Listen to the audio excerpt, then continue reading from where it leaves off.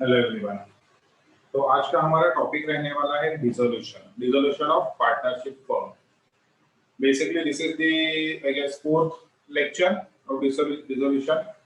तो डिसोल्यूशन होता क्या है? पार्टनरशिप फर्म बंद हो जाता है परमानेंटली, उसके बाद वो बिजनेस फिर से नहीं खुलने वाला है। तो अगर पार्टनर कोई भी बिजनेस बंद हो रहा है तो क्या किया जाता है? उसके असेट्स बेच दो, लाइबिलिटीज पे ऑफ कर दो, पार्टनर्स को पैसा दे दो, बात खत्म। सिंपल। असेट बेचना, लाइबिलिटीज पे ऑफ करना, पार्टनर्स को जो बचा पैसा वो दे दो, स्टोरी एंड। तो फिर बेसिकली ये जो क्वेश्चन है ये दो पार्ट में रहता है। पहला है जर्नल एंट्री पार्ट और सेकंड है लेजर्स। तो ये जर्नल एंट्रीज मैंने प्रिपेयर किए हैं और लेजर में रियलाइजेशन अकाउंट, पार्टनर्स कैपिटल और कैश आउट है। यहाँ पे बैलेंस शीट नहीं बनेगा, डिसोल्यूशन में बैलेंस शीट नहीं बनेगा। अगर बिजनेस कंटिन्यू हो ही नहीं रहा है तो बैलेंस शीट का सवाल ही पैदा नहीं होगा। Am I clear? चलो देखते हैं। बैलेंस शीट दिया हुआ है। So first of all we will transfer the balance sheet amounts. So partners कितने हैं यहाँ पे? यहाँ पे उन्होंने दो पार्टनर्स बताए हैं, सीता एंड गीता। सीता गीता, सीता गीता। पार्टनर्स के नाम लिख दिए। अभी पार्टनर्स के बैलेंसेस 90,000 और 40,000। तो यहाँ पे by balance brought down 90,000 40,000। Done. Balance transfer करने का जर्नल एंट्री नहीं आएगा। डन। आगे क्रेडिटर्स और बैंक लोन ये दोनों जाएगा रियलाइजेशन के क्रेडिट साइड में। This one is debit, this one is credit. Debit credit, debit credit. So ये दोनों रियलाइजेशन के क्रेडिट साइड में। तो डेबिट क्या करेंगे? लायबिलिटीज को। So sundry creditors account debit, sundry creditors account debit 35,000। Bank loan account debit, bank loan account debit. Bank loan है हमारा 15,000। To realisation account, to realisation account 50,000, right? Being liabilities transferred, being liabilities transferred. आगे तो यह है इधर। तो ये जाएगा रियलाइजेशन के क्रेडिट साइड में। Bye sundry creditors 35,000, by bank loan 15,000, दोनों ट्रांसफर कर दिया। आगे देखते हैं असेट में। अभी देखो असेट में furniture, plant, trademark, debtors, stock. ठीक है, तो क्या बोला? फर्नीचर, प्लांट, ट्रेडमार्क, डेटर्स और स्टॉक ये सब जाएगा हमारा रियलाइजेशन अकाउंट के डेबिट साइड में। ये सब जाएगा रियलाइजेशन के डेबिट में। तो पहले वो ट्रांसफर कर लेते हैं, बाद में बाकी की बात बताता हूं। देखो सो एंट्री कैसे आएगा? Realisation account debit, realisation account debit to पहला है furniture 14,000, to furniture account 14,000 to plant, to plant, plant है 65,000, 65,000 टू ट्रेडमार्क वो है 8,000, ट्रेडमार्क वो है 8,000। Next sundry debtors 48,000 to sundry debtors. Sundry debtors का इनर कॉलम का अमाउंट लेना है हमेशा, क्योंकि जो आरडीडी का जो अमाउंट है वो हमारा क्रेडिट साइड में ट्रांसफर होने वाला है।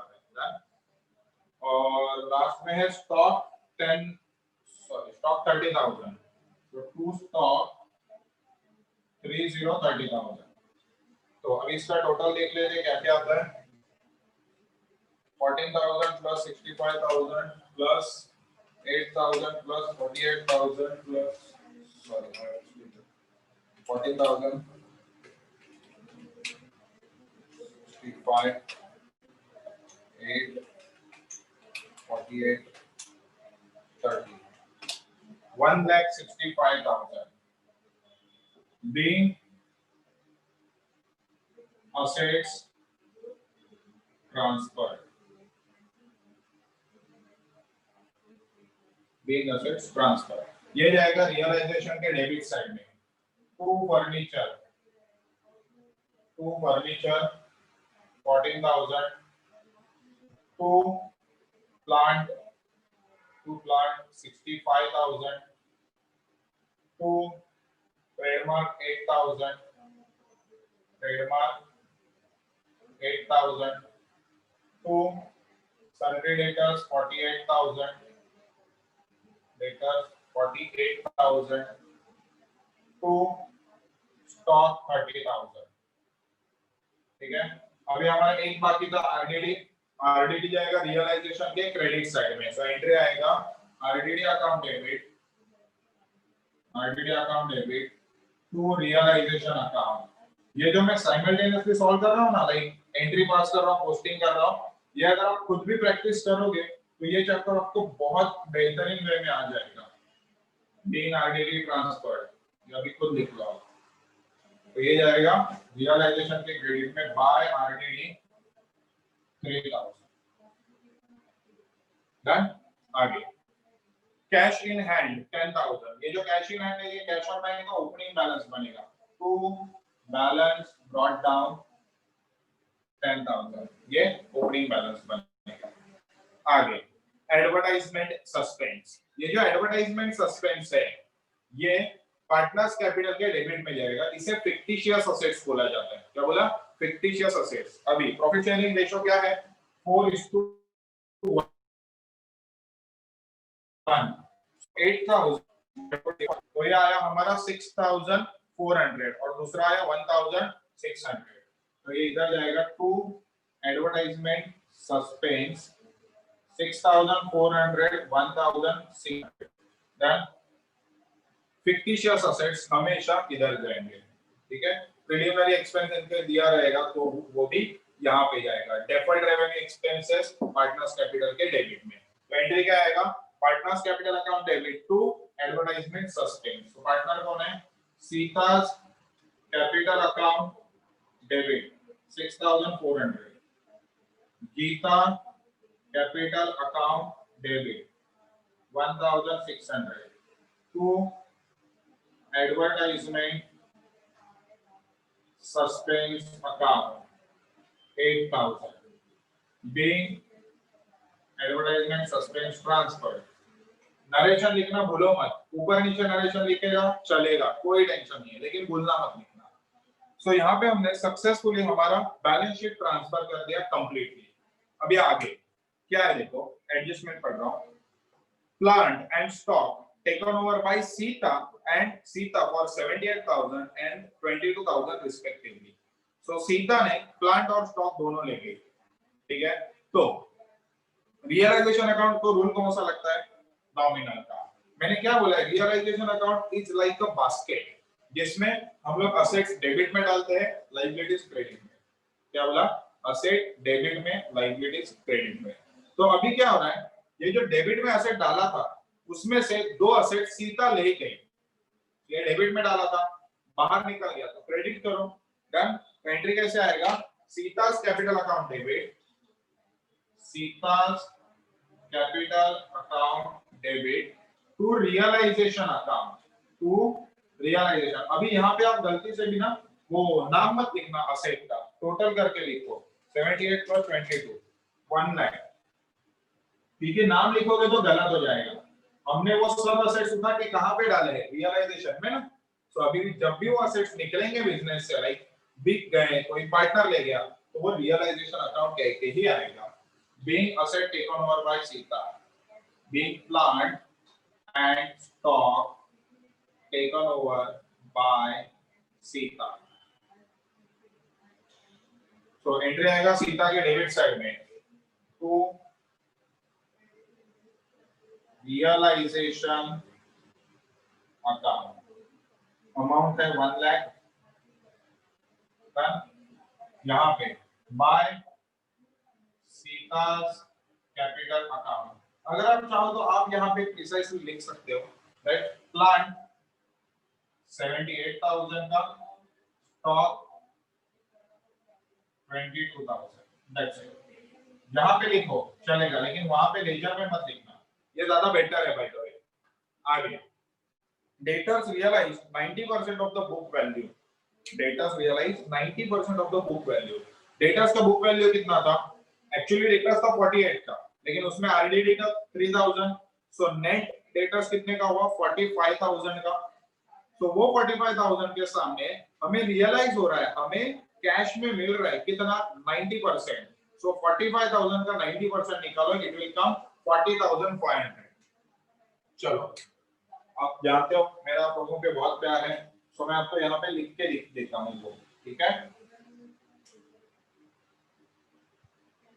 अमाउंट रियलाइज्ड फ्रॉम डेटर्स, कितना है डेटर्स हमारा? 45,000, उसका 90%, 40,500। अमाउंट रियलाइज मतलब कैश मिल रहा है, डन। तो असेट बेचोगे कैश मिलेगा, तो एंट्री आएगा कैश और बैंक अकाउंट डेबिट, कैश और bank account debit 40,500 to realisation account. अगर आप बारीक नजर से नोटिस करोगे, किसे? गर्लफ्रेंड को नहीं, ये एंट्री को, बीइंग डेटर्स रियलाइज।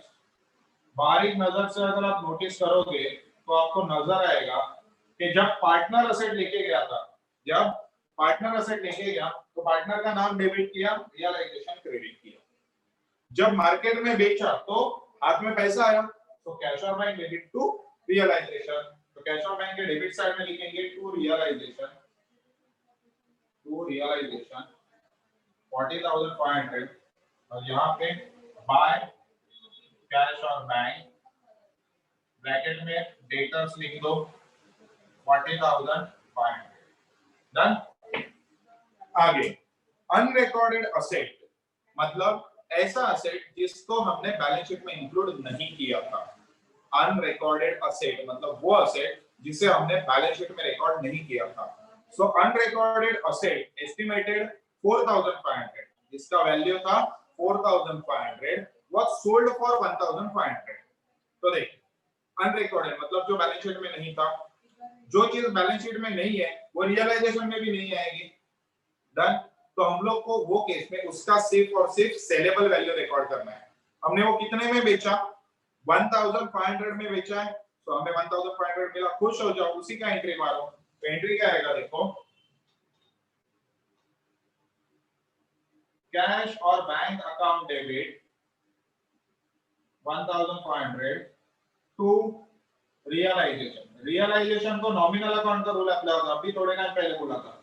जो भी इनकम गेन्स रहते हैं वो रियलाइजेशन के क्रेडिट साइड पे, being unrecorded asset sold, being unrecorded asset sold. So cash और बैंक के डेबिट में to realization account, to realization account 1,500, और यहाँ पे क्रेडिट में बाय कैश और बैंक 1,500। इधर जगह कम है, आप लिख दो अनरिकॉर्डेड असेट।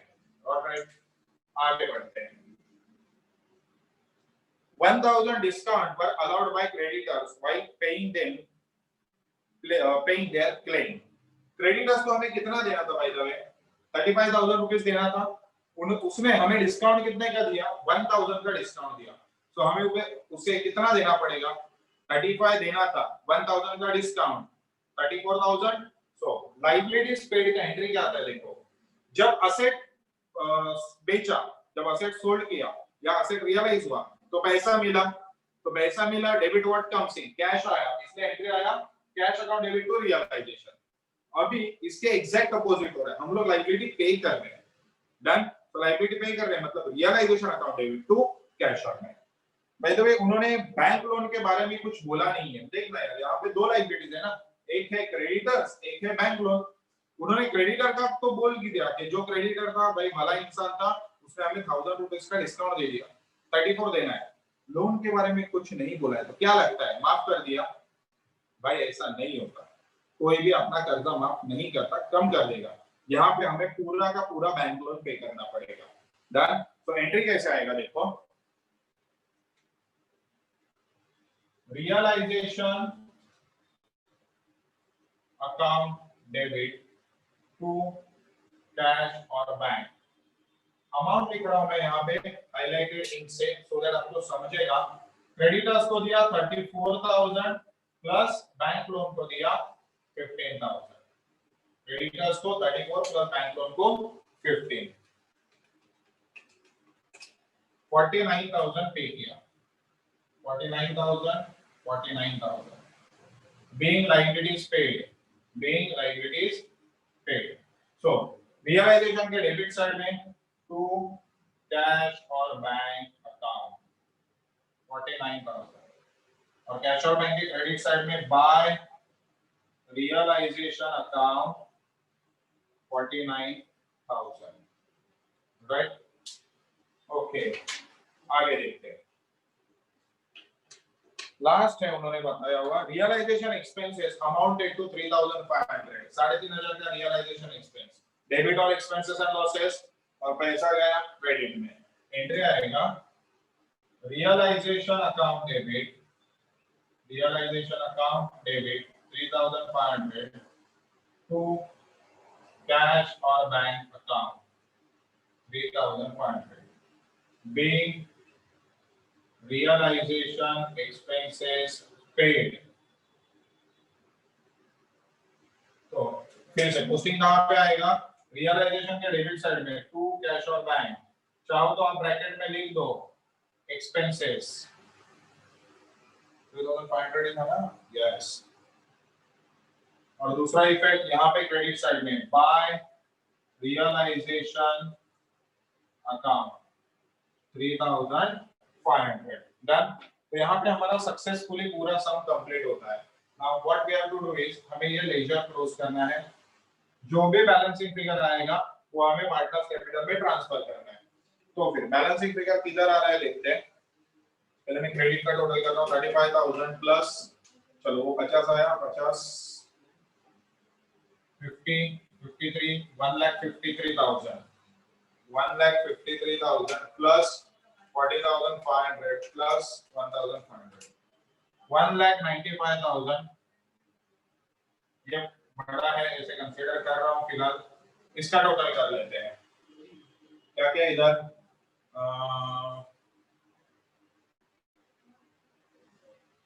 65 69 79,000 ये हुआ, 79 प्लस 8 87,000 आया ये, प्लस ये 78,000, ये दोनों, ये 49,000 प्लस 3,500।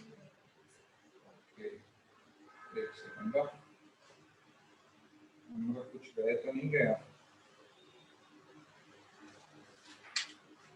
नहीं, सब सही है।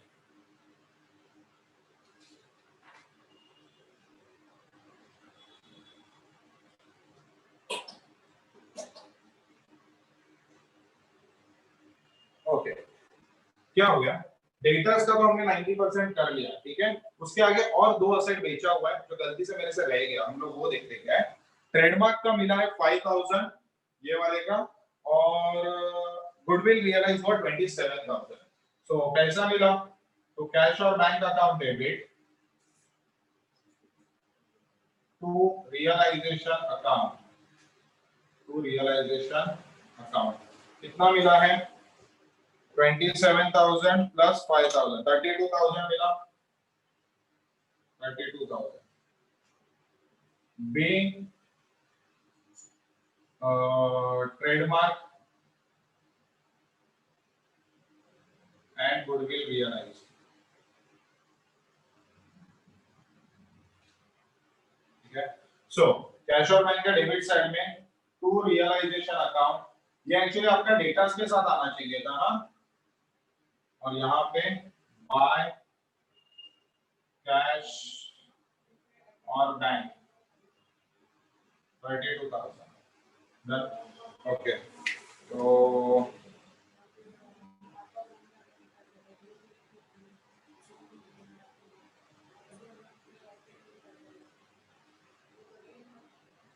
yes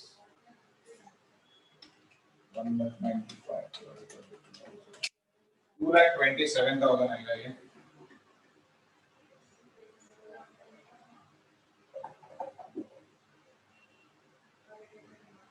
उसमें से डेबिट का क्या क्या था अपना टोटल, मैं क्रेडिट का फिर से कर देता हूँ, 50,000 प्लस 1,03,000 प्लस 41,42 42,000 प्लस 42,000, yes 2,27,000 इधर 14,000 प्लस 55,000 प्लस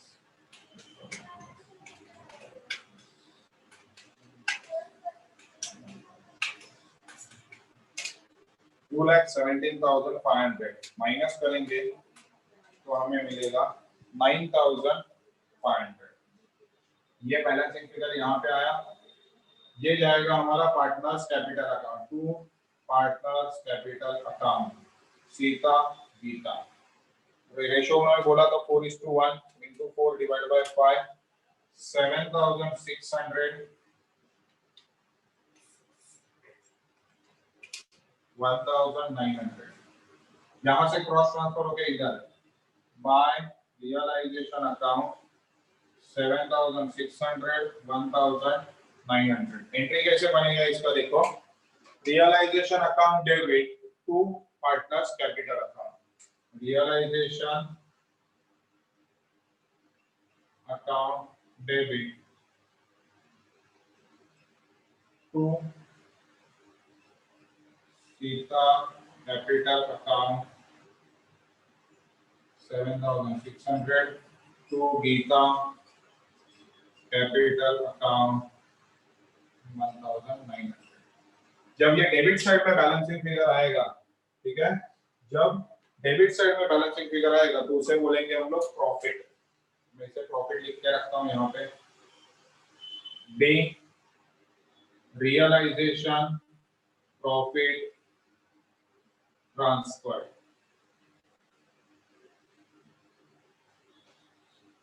आगे पार्टनर्स कैपिटल क्लोज करो, जो भी बैलेंसिंग फिगर आएगा क्रॉस ट्रांसफर करो कैश में। क्या बोला, पार्टनर्स कैपिटल क्लोज, जो भी बैलेंसिंग फिगर आएगा वो क्रॉस ट्रांसफर होगा कैश में।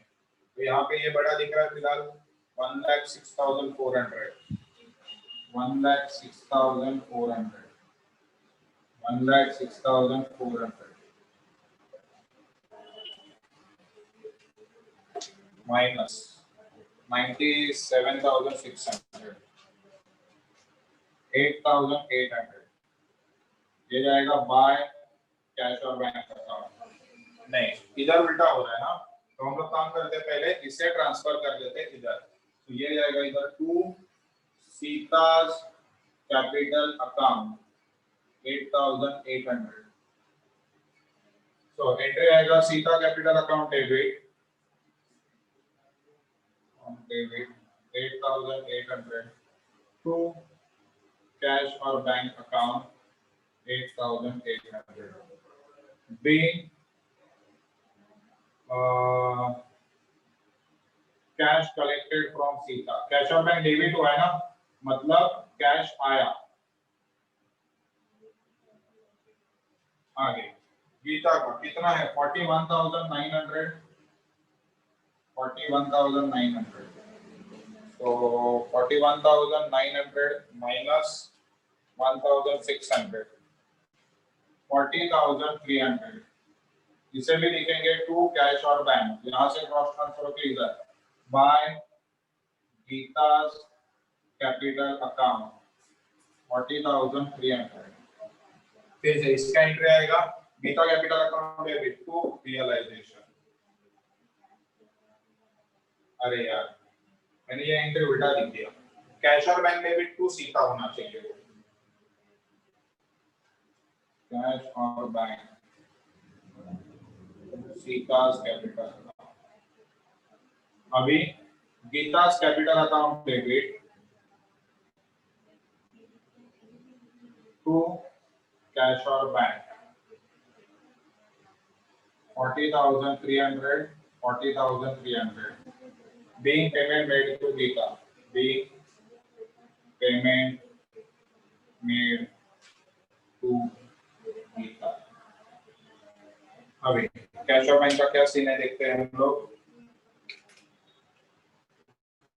41, 42, 42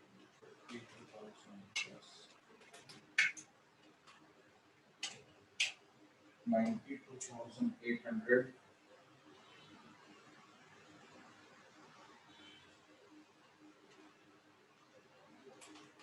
plus